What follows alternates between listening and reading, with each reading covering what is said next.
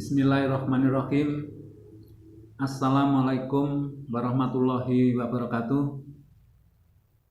Sahabatku, para manajer, para karyawan dan karyawati, serta adik-adik mahasiswa yang sedang belajar mengenai sumber daya manusia.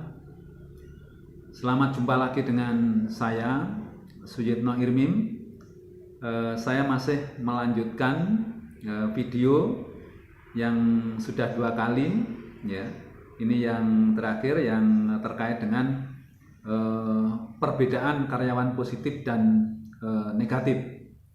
2 video yang lalu sudah menjelaskan banyak hal. Ini masih tersisa beberapa, ya, perbedaan antara karyawan positif dan negatif. Baik, saya mulai dari karyawan positif dulu, ya. Di sini terlihat di gambar bahwa karyawan positif mudah sekali meminta maaf dan memberi maaf.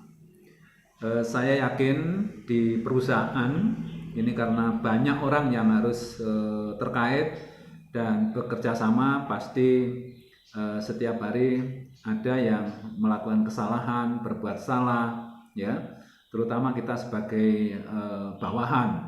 Tapi tidak menutup kemungkinan juga atasan bisa juga salah. Nah, karyawan positif mudah untuk memberikan maaf dan juga tidak malu untuk meminta maaf, karena pada prinsipnya kalau kita salah memang harusnya minta maaf. Kenapa begitu? Karena dengan permohonan maaf atau memberi maaf, maka masalah itu bisa diselesaikan dengan baik, dan tentu komunikasi akan bisa berjalan. Jadi atau kita bayangkan bahwa kalau terjadi sesuatu kesalahan kemudian tidak mau meminta maaf dan memberi maaf, maka komunikasi akan terhalang, sehingga pekerjaan pun akan terkendala juga karena komunikasi yang tidak jalan, ya. Karyawan positif mudah untuk meminta maaf dan mudah untuk memberikan maaf. Sementara karyawan negatif sangat gengsi untuk minta maaf dan pelit memberikan maaf. Dia merasa gengsi, ya, merasa menjaga image kalau disuruh minta maaf dan lain sebagainya, sehingga seringkali pekerjaan orang semacam ini akan terkendala, ya, karena hal-hal yang terkait dengan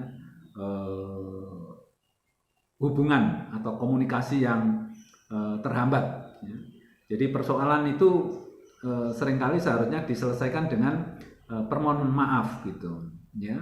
Tapi orang negatif ini sangat sulit, ya, sehingga pekerjaannya juga akan terganggu.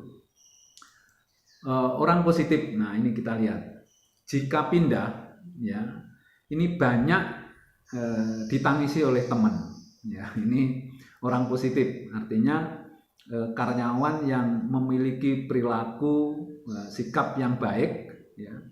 Atau kalau katakan lebih keren lagi, kalau dia punya personal branding yang baik, maka kalau pindah, seringkali terjadi di satu perusahaan ini dimutasi dari satu tempat ke tempat lain. Nah, untuk melihat apakah karyawan itu baik atau jelek, positif atau negatif, itu bisa dilihat dari kalau dia pindah. Kalau dia pindah itu banyak yang menangisi, ya, kemudian banyak orang yang eman, aduh kok dia pergi padahal dia orang baik, gitu.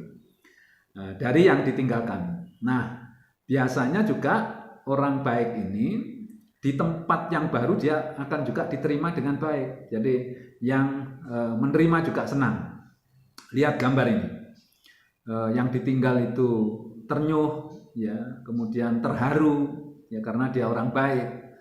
Yang didatangi juga senang karena dia tahu kalau yang datang ini orang baik, sehingga akan membantu kelancaran pekerjaan, begitu, Ya, kita lihat gambar itu. Kalau orang positif pindah, banyak yang menangisi gitu.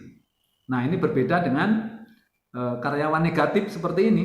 Ya, bisa karyawan, bisa atasan juga gitu. Kalau dia memiliki sikap dan perilaku yang negatif, ya jika pindah, orang-orang yang ditinggalkan itu senang, bahkan bancaan, ya lihat gambar itu. Begitu orangnya pergi, ya dia bancaan gitu. Karena tahu ya kalau orang ini pergi semuanya menjadi lebih bagus gitu. Sementara yang didatangi karena tahu kalau yang mau datang ini perilakunya kurang baik, karyawan negatif, dia malah wah payah ini, penyakit datang ini. Nah, coba kalau kita menjadi karyawan seperti ini kan ya tidak senang lah gitu. Makanya kalau mau pindah, ya mau pindah kalau berangkat itu jangan tergesa-gesa. Noleh dulu ke belakang. Orang yang ditinggal itu bancaan enggak gitu. Kalau enggak bancaan berarti ya kita termasuk orang baik. Tetapi kalau yang ditinggal ini bancaan, nah ini tanda tanya kita bahwa kita ini ternyata tidak baik. Nah, ini satu kesempatan ya bagi karyawan negatif, orang yang tidak baik ini, gunakan momen pindah ini untuk memperbaiki diri ya. Jadi di tempat baru ini harusnya berbenah-benah, karena di tempat yang lama sudah jelas diketahui bahwa perilakunya tidak baik, maka harusnya di tempat yang baru dia harus berusaha untuk memperbaiki diri ya. Jadi orang negatif kalau pindah, yang ditinggal justru malah senang dan bancaan ini. Kemudian orang positif mau melihat kelemahan diri, jadi mau introspeksi ya. Setiap periodik, setiap saat dia selalu introspeksi diri. Apa yang menjadi kelemahannya ya, apa yang menjadi kelebihan. Jadi kalau orang positif ini kalau tahu ada kelebihan dia tingkatkan begitu ya. Tapi dia sering juga merenung-renung mencari apa kelemahannya, karena dengan introspeksi dia akan tahu kekurangannya dan dia akan memperbaiki begitu ya. Jadi orang positif ini selalu berusaha untuk memperbaiki diri, dan berbeda dengan karyawan negatif ya. Isinya cuma melihat kelemahan orang lain ya. Apapun ya orang lain akan dilihat dari kacamata negatif, dicari kesalahan-kesalahan ya. Ya pasti dapat banyak kalau orang model seperti ini. Jadi setiap hari kegiatannya hanya mencari kelemahan, kesalahan ya orang lain, teman-temannya dikasih kaca gitu. Wah, ini ternyata banyak kelemahannya. Jadi ngomongnya itu cuma kelemahan-kelemahan dan kekurangan orang lain. Ya, dia sendiri tidak pernah melihat dirinya itu baik atau tidak. Ya, orang model seperti ini memang ya waktunya habis untuk mencari kesalahan orang lain. Kemudian karyawan positif selalu ya ingin bermanfaat bagi orang lain. Lihat gambarnya, ingin menerani orang lain ya.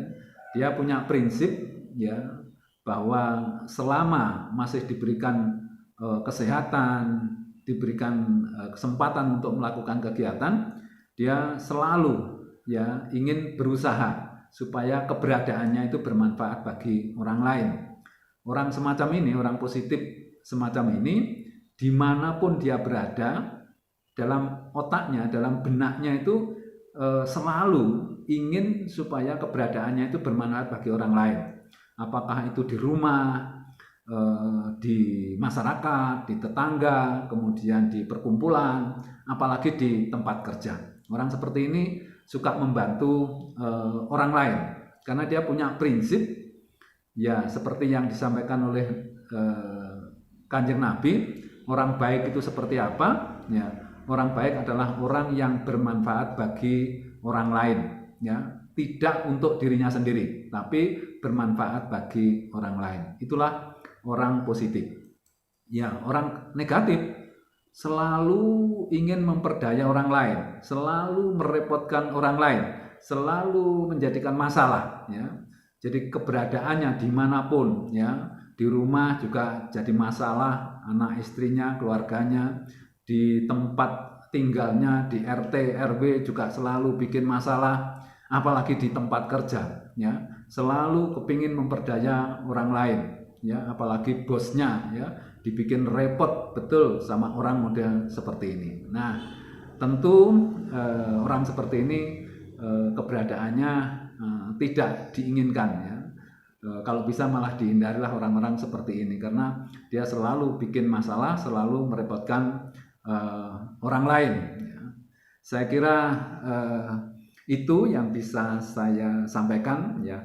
Memang gambar saya memang kabur ini, memang dibuat seperti itu, ya.